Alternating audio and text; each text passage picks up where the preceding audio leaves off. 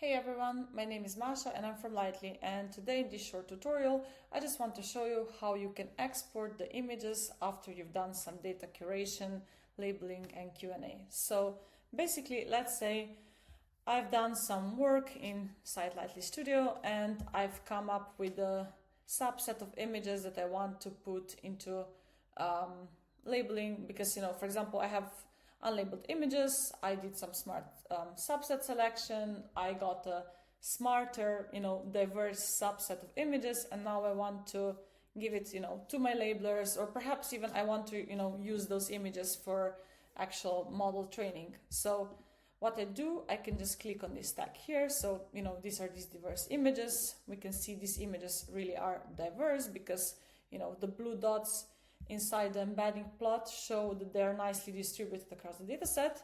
And now what I want to do, I can click on menu, I can click on export, and I can export the image file names. Basically, I just can select which tag I want to export. In my case, that would be the diverse images. That's 500 images, and I can just click download.